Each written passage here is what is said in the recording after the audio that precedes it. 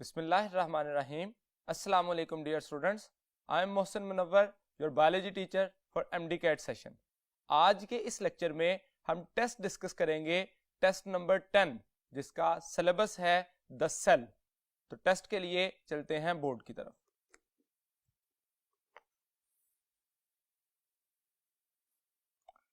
Question number 1 है जी, if the objective lens is 50x and eye lens is 30x, the magnification power of microscope will be. Alpha option है 500x, beta 1000x, Charlie 1500x and delta 2000x। यहां पे question में actually magnification पूछी गई। हम ये जानते हैं कि मैग्निफिकेशन का प्रोसेस जो है उसको डिटरमिन करने के लिए, कैलकुलेट करने के लिए एक्चुअली जो magnification of objective lens and magnification of eye lens को मल्टीप्लाई किया जाता है। तो यहां पे जो ऑब्जेक्टिव लेंस है उसकी मैग्निफिकेशन कितनी दी गई? ऑब्जेक्टिव की मैग्निफिकेशन है, ऑब्जेक्टिव लेंस और आई लेंस, ये दो लेंस हैं माइक्रोस्कोप में। ऑब्जेक्टिव लेंस की मैग्निफिकेशन है 50x और आई लेंस की मैग्निफिकेशन कितनी है? 30x। तो क्वेश्चन में टोटल मैग्निफिकेशन निकालनी है तो इन दोनों की मल्टीप्लीकेशन होगी और इस मल्टीप्लीकेशन की वजह से क्या आएगा? That will be equal to 1500x of microscope. तो एक माइक्रोस्कोप की मैग्निफिकेशन दोनों की मल्टीप्लीकेशन से आएगी। तो एक्चुअली मल्टीप्लीकेशन की वजह से हम कंसीडर करेंगे 1500x। So right option is charlie. Question number 2 देखिए, the resolving power of human I is. Alpha option है 0.3 millimetre, beta 0.5 millimetre, Charlie 0.1 millimetre and delta 1 millimetre. तो ये एक सिंपल सा क्वेश्चन है, 1 मिलीमीटर राइट ऑप्शन है delta. Question number 3, the resolution of an electron microscope ranges between. Alpha option है 1 to 2 angstrom, beta 2 to 4 angstrom, Charlie 4 to 6 angstrom and delta 6 to 8 angstrom. तो ये electron microscope की resolution पूछी गई। तो हम जानते हैं कि ह्यूमन आई की रेजोल्यूशन, जैसे प्रीवियस क्वेश्चन में देखा, ह्यूमन आई की रेजोल्यूशन कितनी है? 1 मिलीमीटर। अगर लाइट माइक्रोस्कोप को देखें, लाइट माइक्रोस्कोप, तो इसकी रेजोल्यूशन कितनी है? That is almost 2 micrometer. और जब हम इलेक्ट्रॉन माइक्रोस्कोप की बात करते हैं, इलेक्ट्रॉन माइक्रोस्कोप, तो इसकी रेजोल्यूशन होती है 2 to 4 एंगस्ट्रॉम। तो इसमें से राइट ऑप्शन होगा beta 2 to 4 angstrom. Question number 4 देखिए, animal cells never suffer from. Alpha option है glycogenosis, beta Tay-Sachs disease, charlie viral disorders and delta chlorosis. अब यहां पे एनिमल सेल्स के बारे में पूछा गया कि जो किस से सफर नहीं होंगे, तो दैट इज क्लोरोसिस। क्यों? क्योंकि एनिमल सेल्स में सबसे पहले क्लोरोसिस समझ लीजिए कि क्लोरोसिस का प्रोसेस होता है yellowing of leaf due to absence of the chlorophyll. जब क्लोरोफिल नहीं होगा तो लीफ येलो होगा। अब ह्यूमन के केस में या एनिमल्स के केस में तो क्लोरोफिल होता ही नहीं, और इस वजह से क्योंकि क्लोरोफिल है नहीं तो उसकी एब्सेंस भी नहीं हो सकती। तो ये प्लांट की डिजीज है, ना कि एनिमल्स की। तो राइट ऑप्शन होगी delta, chlorosis will not occur in animal cells. Question number 5, in plant cells cytokinesis occurs by. Alpha option है construction method, beta phragmoplast formation, charlie contractile ring and delta microtubules. तो actually जो cytokinesis का process है, division of cell, ये कैसे होती है? तो इस प्रोसेस में प्लांट्स के केस में और एनिमल में डिफरेंट होता है। प्लांट में जो साइटोकाइनेसिस होती है उसके दौरान ये एक सेल है, इस सेल के अंदर जिस वक्त न्यूक्लियस का पार्ट जो है वो सेपरेट हो जाता है, तो उसके बाद दरमियान में गोल्जी वेसिकल एक्युमुलेट होना शुरू हो जाते हैं और वो फ्यूज होके तो ये स्ट्रक्चर बना देते हैं फ्रेगमोप्लास्ट। उसके मुकाबले में जो एनिमल सेल्स हैं उनमें कंस्ट्रक्शन रिंग बनता है, या उसी को कॉन्ट्रैक्टाइल रिंग का नाम भी देते हैं। तो इस क्वेश्चन में प्लांट्स में फ्रेगमोप्लास्ट फॉर्मेशन के जरिए सेल डिवीजन होगी। क्वेश्चन नंबर 6 देखिए, all bacterial cells invariably have all of the following except, तो अल्फा ऑप्शन है cell membrane, beta cytoplasm, charlie ribosomes and delta plasmids. तो अब इन गिवन ऑप्शंस में से देखिए, जो गिवन ऑप्शंस है उसमें से हमें आंसर चूज करना है। तो तमाम बैक्टीरियल सेल सेल मेम्ब्रेन भी रखते हैं, साइटोप्लाज्म भी और राइबोसोम भी, लेकिन जो प्लाज्मिड्स हैं वो कुछ के केस में, कुछ बैक्टीरिया के केस में एब्सेंट हो सकते हैं। सो हम कह सकते हैं delta will be the right option. Question number 7, a plant cell can be recognized by the presence of, alpha option है chitinous cell wall, beta peptidoglycan cell wall, charlie cellulosic cell wall and delta slimic cell wall. तो यहां पे हमें plant cell wall के बारे में जानना है। तो प्लांट सेल वॉल का मेन कंपोनेंट क्या होता है? सेलुलोज। तो चार्ली राइट ऑप्शन होगा। अल्फा ऑप्शन देखिए, तो ये फंगल सेल वॉल का कंपोनेंट है, और बीटा जो है ये बैक्टीरियल सेल वॉल में होता है। Peptidoglycan is chief component of bacterial cell. Question number 8, plant cells never suffer from, alpha option है lysosomal disorders, beta fungal disorders, charlie viral disorders, delta bacterial disorders. तो plant cells किससे जो है वो बचे रहते हैं, कौन सी डिजीज नहीं होती? तो लाइसोसोमल, क्योंकि प्लांट सेल के केस में लाइसोसोम नहीं होता, सेंट्रियूल नहीं होता और फ्लैजिलम नहीं होता। तो ये तीन कंपोनेंट क्योंकि होते नहीं है, तो लाइसोसोम है नहीं, तो लाइसोसोमल स्टोरेज डिजीजेस भी नहीं होंगी। So right option is alpha.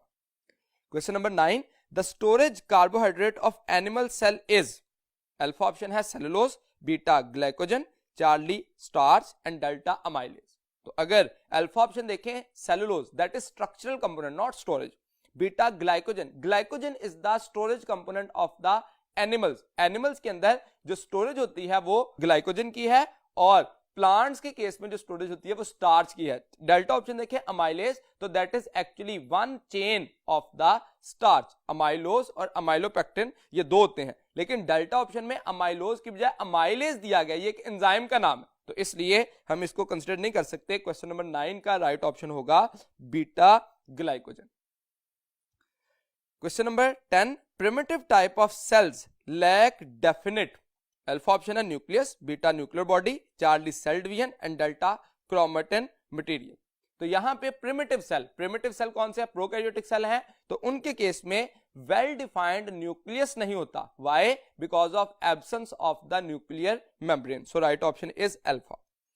Question number 11, the cellular connections in plant cells is by, alpha option है receptors, beta gap junctions, charlie plasmodesmata and delta adhesion junctions.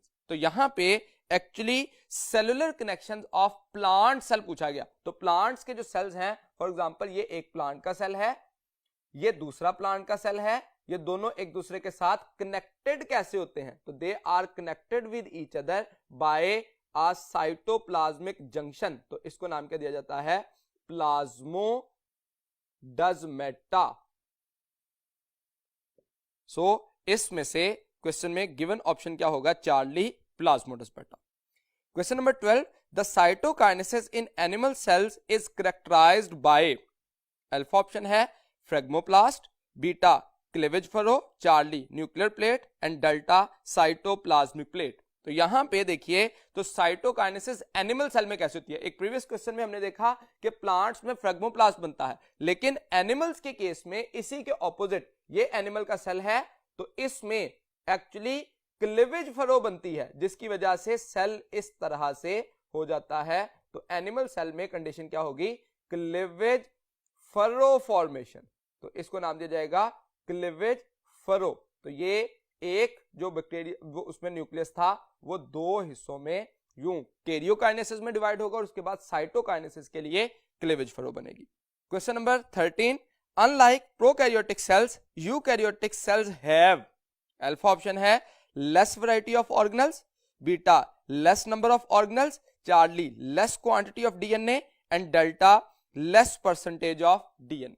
अब ये question जो है prokaryotic cell में eukaryotic cell के मुकाबले में पूछा गया कि कौन सा प्रोसेस जो है वो यूकैरियोटिक सेल में होता है और प्रोकैरियोटिक में नहीं होता। तो लेस वैरायटी ऑफ ऑर्गेनल, तो इनमें तो मोर वैरायटी ऑफ ऑर्गेनल होती है यूकैरियोटिक सेल में, प्रोकैरियोटिक में कम होती है, तो ये नहीं हो सकता। Beta less number of organelle, तो मोर नंबर ऑफ ऑर्गेनल होते हैं यूकैरियोटिक सेल में, प्रोकैरियोटिक में लेस होते हैं, ये भी गलत हो गया।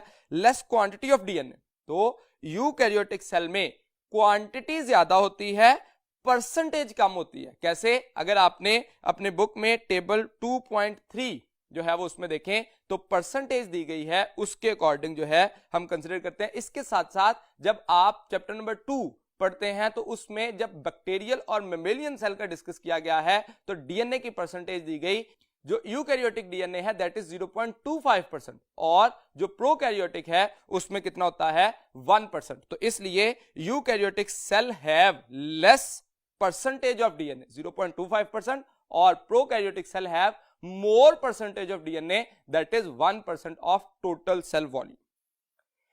Question number 14, central area of a prokaryotic cell is occupied by alpha option है nucleoid, beta nucleus, charlie vacuole and delta cytoplasm। तो जो सेंट्रल एरिया है प्रोकैरियोटिक सेल में वो ऑक्यूपाई होता है किससे? न्यूक्लियोइड से, न्यूक्लियर मटेरियल से। जो यूकैरियोटिक सेल है उसमें, जो प्लांट सेल है उसमें सेंट्रल एरिया जो है वो लार्ज सेंट्रलाइज्ड वैक्यूल से ऑक्यूपाई होता है। तो यहां पे हमें प्रोकैरियोटिक सेल का पूछा गया है, so right option is alpha nucleoid. Question number 15, unlike animals prokaryotes and plants have, alpha option है cell membrane, beta cell wall, charlie ribosomes and delta plasmids. तो यहां पे unlike animals prokaryote and plants है, तो plants और prokaryote में जो common thing है दैट इज सेल वॉल। उनकी कंपोजिशन डिफरेंट हो सकती है लेकिन दोनों के पास सेल वॉल होती है, so right option is beta cell wall. Question number 16, unlike prokaryotic cells eukaryotic cells have, alpha option है nuclear membrane, beta cytoplasm, charlie chromosomes and delta ribosomes. तो प्रोकैरियोटिक सेल के अगेंस्ट यूकैरियोटिक सेल में nuclear membrane होती है, क्योंकि nuclear membrane होने या ना होने से ही प्रोकैरियोटिक और यूकैरियोटिक का डिफरेंट होता है। प्रोकैरियोटिक सेल में न्यूक्लियर मेम्ब्रेन ना होने की वजह से हम कहते हैं कि उनका वेल डिफाइंड न्यूक्लियस नहीं बनता। So eukaryotic cell have nuclear membrane, that is the right option. उसके मुकाबले में साइटोप्लाज्म, क्रोमोसोम एंड राइबोसोम ये प्रोकैरियोटिक और यूकैरियोटिक दोनों सेल्स में होते हैं। Question number 17, a process that is present in eukaryotes but missing in prokaryotes is, alpha option है binary fission, beta conjugation, charlie meiosis and delta cell division। यहां पे हम जानते हैं कि यूकैरियोटिक सेल्स में मियोसिस होती है लेकिन प्रोकैरियोटिक सेल में मियोसिस नहीं होती। वहां पे माइटोसिस की भी प्रिमिटिव फॉर्म है जिसको हम कहते हैं बाइनरी फिशन या कॉन्जुगेशन, जो कि सेक्सुअल रिप्रोडक्शन की प्रिमिटिव फॉर्म है। तो प्रोकैरियोटिक सेल जो है वो एमाइटोसिस करते हैं जिसको हम नाम देते हैं binary fission.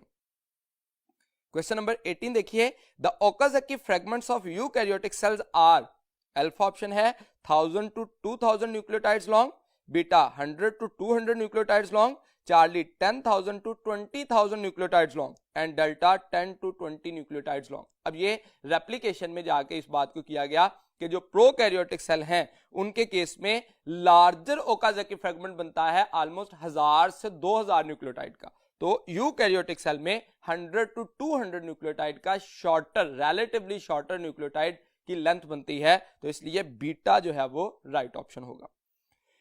Question number 19, unwanted substances may enter into the cell by active transport, beta downhill movement, charlie active pumps and delta uphill movements. अब देखिए अनवांटेड जो सब्सटेंस है, एक तो सेमी परमिएबिलिटी की वजह से या डिफरेंशिएटली परमिएबल मेम्ब्रेन होने की वजह से उनको अलाउ नहीं किया जाता। अगर वो अलाउ हो भी तो वो हमेशा अलोंग द कंसंट्रेशन ग्रेडियंट आते हैं। तो अलोंग द कंसंट्रेशन ग्रेडियंट हमेशा क्या होती है? डिफ्यूजन, और डिफ्यूजन को हम कॉमनली डाउनहिल मूवमेंट कहते हैं। So right option is beta. Question number 20, all cells are exclusively surrounded by a, alpha option है cell wall, beta capsule, charlie cell membrane and delta slime capsule. तो यहां पे हम जानते हैं कि सेल वॉल, कैप्सूल और स्लाइम ये तीनों सेल एनवेलप के कंपोनेंट हैं जो कि सेल मेम्ब्रेन के आउटर होते हैं। तो सेल मेम्ब्रेन तमाम सेल्स में होना लाजमी है। देखिए तीन ऐसे स्ट्रक्चर हैं जो कि तमाम सेल के कंपोनेंट होना लाजमी है, जिसमें पहले नंबर पे सेल मेम्ब्रेन है, तमाम सेल्स रखेंगे। दूसरे नंबर पे साइटोप्लाज्म है, वो भी तमाम सेल में होगा, और तीसरे नंबर पे न्यूक्लियर मटेरियल। ये तीन ऐसे कंपोनेंट है जो कि कोई भी सेल हो जो कि लाइव सेल है उसके पास होना लाजमी है। Question number 21, release of neurotransmitter from presynaptic membrane is an example of. Alpha option है endocytosis, beta exocytosis, charlie pinocytosis and delta phagocytosis. अब देखिए, एक सेल से रिलीज हुए हैं, एक्सॉन से जब रिलीज होंगे तो रिमूवल ऑफ या रिलीज ऑफ सब्सटेंस कहलाती है एक्सोसाइटोसिस, और intake of substance by a cell is called as endocytosis. So इस क्वेश्चन में राइट ऑप्शन होगा beta. Question number 22, an example of passive transport is alpha plasmolysis and deplasmolysis, beta exocytosis, charlie facilitated transport and delta endocytosis. तो actually passive transport की अगर example देखें तो plasmolysis and deplasmolysis है, जिसमें shrinking and reshaping of the cell है, cell का shrink हो जाना और सेल का दोबारा अपनी ओरिजिनल पोजीशन को अटेन कर लेना, यह कहलाता है प्लाज्मोलिसिस एंड डी प्लाज्मोलिसिस। बाकी ऑप्शन देखें तो ये सारे प्रोसेसेस हैं, एग्जांपल नहीं है। Question number 23, the carrier mediated energy dependent movement of material into और out of cell especially against the concentration gradient. तो जो कीवर्ड है यहां पे अगेंस्ट द कंसंट्रेशन ग्रेडियंट है, तो उसमें देखिए अल्फा ऑप्शन दी गई पैसिव ट्रांसपोर्ट, तो ये तो अलोंग द कंसंट्रेशन ग्रेडियंट होती है, फ्रॉम हाई टू लो है। इसी तरह से डिफ्यूजन भी हाई टू लो है। Active transport that is the right option. Active transport जो है ये हमेशा अगेंस्ट द कंसंट्रेशन ग्रेडियंट होती है, so right option is charlie.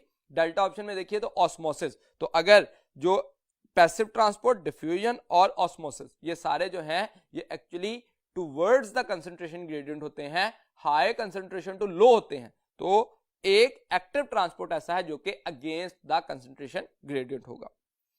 Question number 24, according to fluid mosaic model of plasma membrane inside the phospholipid bilayer several types of dash are embedded and protruding. Alpha option है lipids, beta carbohydrates, charlie proteins and delta nucleic acid. तो इस question की अगर explanation में मैं cell membrane की diagram बनाऊं तो ये समझना आसान होगा। देखिए, अगर हम एक सेल देखें तो उसकी सेल मेम्ब्रेन के ये डिफरेंट कंपोनेंट्स होते हैं। इसमें ये लिपिड बाइलेयर है और लिपिड बाइलेयर के अंदर डिफरेंट जगहों पर ये लिपिड बाइलेयर की एक अपर लेयर है और इसी सूरत में एक लेयर जो है वो डाउनवर्ड मौजूद होगी एक सेल मेम्ब्रेन को कंप्लीट करने के लिए। ये दरमियान में जो स्पेसेस छोड़ी यहां पे एक्चुअली प्रोटीन मॉलिक्यूल एम्बेड होते हैं। ये पूरे स्ट्रक्चर में भी एम्बेड हो सकते हैं, ये ओनली लोअर पार्ट पे भी हो सकते हैं और ओनली अपर पार्ट पे भी हो सकते हैं। तो एक्चुअली ये लिपिड बाइलेयर है, लिपिड बाइलेयर, और उसके मुकाबले में दूसरा जो स्ट्रक्चर ये है ये प्रोटीन मॉलिक्यूल हैं which are embedded in lipid bilayer. तो यहां पे राइट ऑप्शन होगा charlie. Proteins, several types of proteins are embedded and protruding. Question number 25, engulfment of bacteria by certain white blood cells is an example of। Alpha option है exocytosis, beta endocytosis, charlie pinocytosis and delta phagocytosis. तो देखिए कहा गया engulfment of bacteria, bacteria solid structure है, by white blood cell. तो white blood cell जब solid particle को intake करेंगे, जो बैक्टीरिया को इंटेक करेंगे, तो वो कहलाएगा phagocytosis, that is the type of endocytosis. Question number 26, in plasma membrane carbohydrates are conjugated with alpha option है protein, beta lipids, Charlie nucleic acid and delta proteins and lipids. तो यहां पे plasma membrane में carbohydrate conjugated का होते हैं, तो actually वो लिपिड के साथ भी हो सकते हैं इस सूरत में, जो कि क्या बना देंगे ग्लाइकोलिपिड, और अगर प्रोटीन के साथ अटैच होंगे तो क्या बन जाएगा, that is called as glycoprotein. तो दोनों सूरतों में हो सकते हैं, that will be attached with the proteins and lipids both. Question number 27, the aqueous medium that surround the cell membrane is faced by dash of phospholipids. तो alpha option है tails, beta heads, charlie both tail and heads and delta non polar ends. तो यहां पे आप इसी diagram में दोबारा देखिए तो अगर ये वाला स्ट्रक्चर हम इनर कहें सेल मेम्ब्रेन के, जो कि सेल का साइटोप्लाज्म है, और ये आउटर एक्स्ट्रा सेलुलर मैट्रिक्स का एरिया, तो इनर साइड पर जो फ्लूइड साइटोसोल के साथ कनेक्टेड होता है ये भी हेड है, और जो आउटर साइड पर होता है वो भी हेड है। हेड हमेशा पोलर होता है, यहां पे भी ये भी पोलर होगा, और उसके मुकाबले में जो दरमियान में आता है ये कहलाता है हाइड्रोफोबिक टेल, जो कि इनर साइड पे होगा, जिसका कनेक्शन नहीं होता जो फ्लूइड कंटेंट्स हैं। सो यहां पे राइट ऑप्शन क्या होगा, बीटा हेड्स। क्वेश्चन नंबर 28 देखिए, binary fission is a characteristic cell division not found in, alpha option है pseudomonas, beta campylobacter, charlie euglena and delta E coli. तो यहां पे बाइनरी फिशन जो है वो किस में नहीं होती, तो बाइनरी फिशन एक्चुअली होती किन में है, हम जानते हैं प्रोकैरियोट्स में, बैक्टीरिया में। तो अल्फा, बीटा और डेल्टा ये तीनों ऑप्शन जो है वो प्रोकैरियोट की एग्जांपल्स हैं, बैक्टीरिया की एग्जांपल हैं, लेकिन चार्ली में यूग्लिना यूकैरियोट है, तो यूकैरियोट्स में बाइनरी फिशन का प्रोसेस नहीं होता, पर्टिकुलरली यूग्लिना में नहीं होता। उसके मुकाबले में जो बडिंग है एसेक्सुअल रिप्रोडक्शन वो यीस्ट में होती है, तो इसलिए यूग्लिना यूकैरियोटिक सेल है जिसमें बाइनरी फिशन नहीं होगी। Question number 29, which one of the following organelle is found in both prokaryotic and eukaryotic cells? Alpha option है centriole, beta endoplasmic reticulum, charlie nucleus and delta ribosome. तो यहां पे कहा गया कि कौन सा ऑर्गेनल है, सेंट्रियोल देखिए तो ये एक्चुअली प्रोकैरियोटिक सेल में एब्सेंट होता है, एंडोप्लाज्मिक रेटिकुलम भी प्रोकैरियोटिक सेल में एब्सेंट होता है, न्यूक्लियस, प्रॉपर न्यूक्लियस भी प्रोकैरियोटिक सेल में एब्सेंट होता है, लेकिन राइबोसोम ऐसा स्ट्रक्चर है जो कि प्रोकैरियोट और यूकैरियोटिक दोनों सेल्स में मौजूद होता है। So right option is delta ribosomes. Question number 30, fibers of the extracellular matrix are attached to the dash of cell membrane. Alpha option है phospholipid molecules, beta globular proteins and charlie glycolipids and delta cholesterols. तो यहां पे हमें कहा गया fibres of extracellular matrix. अगर आप जो बुक में डायग्राम बनी है उस डायग्राम को फिगर 4.5 जो फ्लूइड मोज़ेक मॉडल को एक्सप्लेन कर रही है उसमें देखें तो ये जो आउटर साइड पर प्रोटीन होती हैं इनके साथ जो फाइबर्स हैं एक्स्ट्रा सेलुलर मैट्रिक्स की ये अटैच होती हैं। Extracellular fibres are attached with the proteins, so right option will be globular proteins. Question number 31. Students were asked to give a guess about a unicellular organism with darkly stained nucleus. Which one of the following can be straight away excluded from the list? Alpha option है paramecium, beta amoeba, charlie plasmodium and delta lactobacillus. अब again यहां पे देखिए indirect बात कही गई कि darkly stained nucleus, जिसमें प्रॉपर न्यूक्लियस होगा उसी में डार्कली स्टेन्ड होगा ना, तो प्रॉपर न्यूक्लियस किसमें होता है, यूकैरियोट में। डेल्टा ऑप्शन लैक्टोबैसिलस प्रोकैरियोट है, सो ये वो स्ट्रक्चर होगा जो डार्कली स्टेन्ड न्यूक्लियस नहीं रखेगा, एक्सक्लूड हो जाएगा। So right option is delta. Question number 32. The cell membrane will be more fluid if the tails of its phospholipid are alpha option है saturated, beta unsaturated, charlie monosaturated and delta polyunsaturated। तो यहां पे अगर phospholipid का structure देखें आप तो actually एक फॉस्फोलिपिड का जो स्ट्रक्चर है उसमें ये हेड का रीजन होता है, उसके साथ एक टेल और दूसरी टेल। ये हेड का रीजन जो है ये तो ग्लोबुलर लाइक होता है जो कि हेड बनाता है, और ये टेल का हिस्सा जो कि एक्चुअली फैटी एसिड पर मुश्तमिल होता है, और इसमें ये जो ट्विस्ट आता है दैट इज एक्चुअली अनसैचुरेशन, और जितनी ज्यादा अनसैचुरेशन बढ़ती जाएगी उतनी लिपिड या फ्लूइडिटी जो है वो बढ़ जाएगी। लेकिन सैचुरेटेड कंडीशन में ये रूम टेम्परेचर पर सॉलिड होते हैं, तो इसलिए पोली अनसैचुरेशन जो है वो फ्लूइडिटी को इंक्रीज करेगा फॉस्फोलिपिड की और इनडायरेक्टली सेल मेम्ब्रेन की। Question number 33, which one of the following occurs as cell surface markers? तो अल्फा ऑप्शन है phospholipid molecules, beta glycolipids, charlie glycoproteins and delta fibres of extracellular matrix. तो actually जो conjugated molecule glycoproteins बनते हैं carbohydrate की वजह से cell recognition होती है, यहां पे सेल सरफेस मार्कर कहा गया यानी कि सेल को रिकॉग्नाइज करने के लिए। इसके लिए हमारे पास एग्जांपल है ब्लड सेल्स की।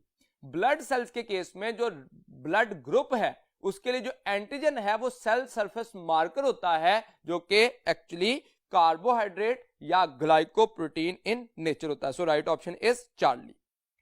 Question number 34, unlike facilitated diffusion active transport requires. Alpha option है special transport proteins, beta concentration gradients, charlie energy and delta phospholipid barrier.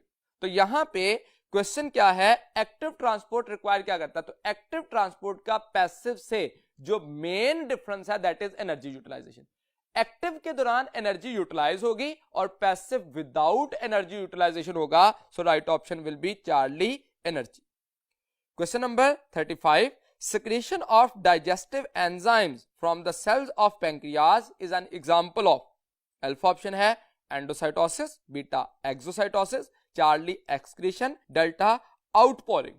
अब यहां पे सिक्रीशन ऑफ डाइजेस्टिव एंजाइम कहा गया, तो जब भी हमें रिमूवल करनी है सेल से, मटेरियल को सिक्रीट करना है आउटवर्ड, तो उसके लिए वर्ड प्रोसेस इस्तेमाल होता है exocytosis. So right option is beta.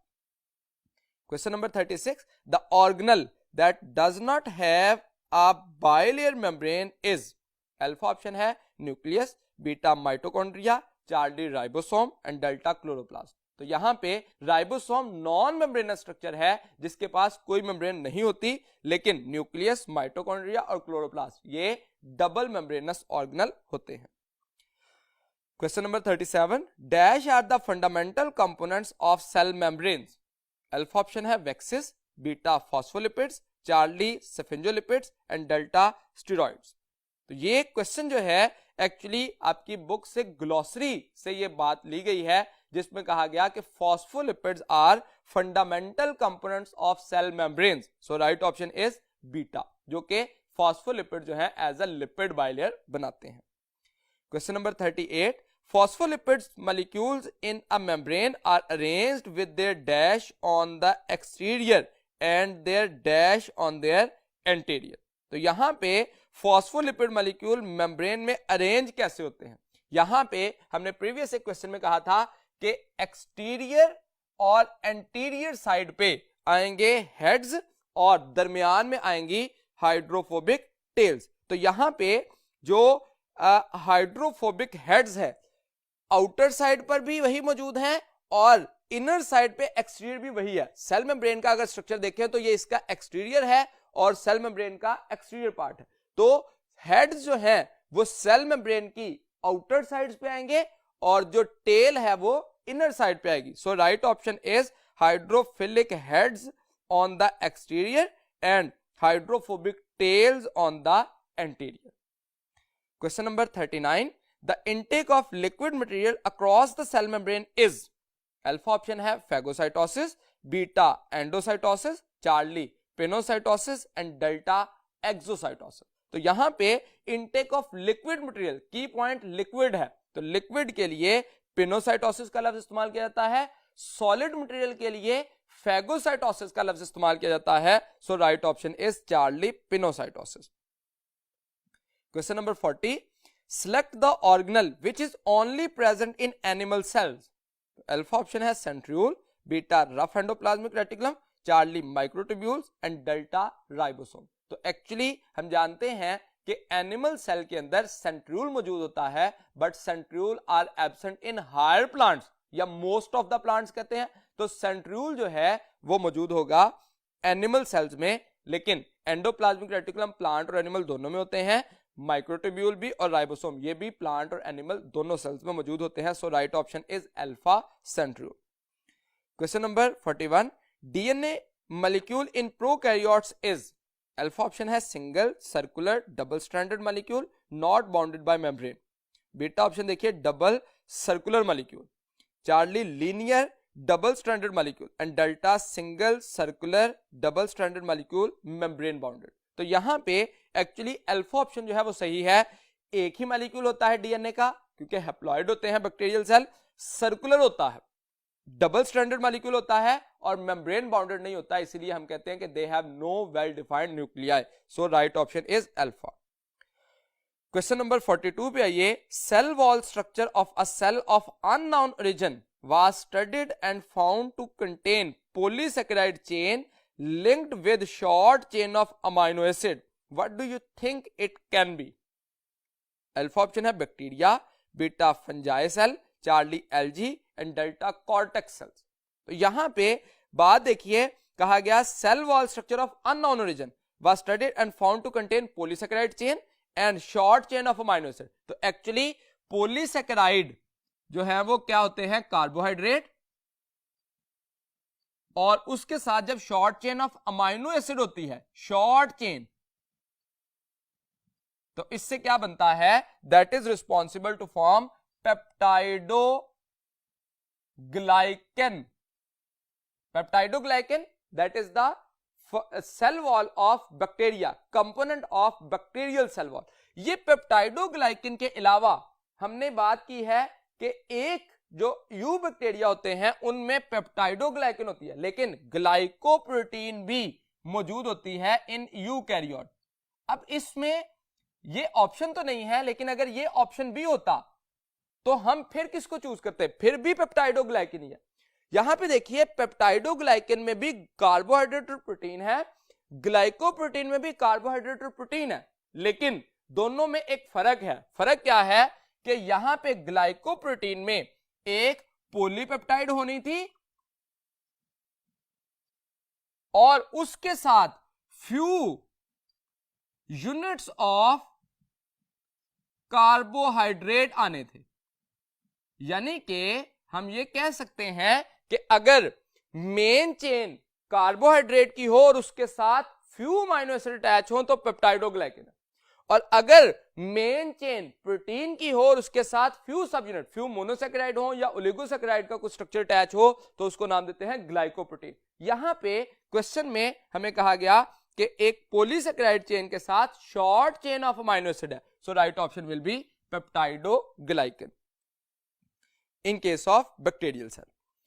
Question number 43 देखिए, passive processes for the movement of molecule across cell surface membrane are. Alpha option है facilitated diffusion and osmosis, beta pinocytosis and facilitated diffusion, charlie diffusion and exocytosis and delta osmosis and phagocytosis. तो यहां पे question क्या है, passive process for the movement of molecule across the cell surface are, तो वो actually facilitated diffusion and osmosis होता है। तो राइट ऑप्शन होगा alpha, facilitated diffusion and osmosis. Question number 44, what is the percentage of lipid in chemical composition of plasma membrane.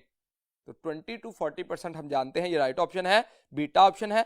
Alpha option देखिए 60 to 80, तो ये तो प्रोटीन की कंपोजिशन है, लेकिन चार्ली में 40 to 80 और डेल्टा 20 to 60, ये दोनों ऑप्शन कंसिडर नहीं की जाएंगी।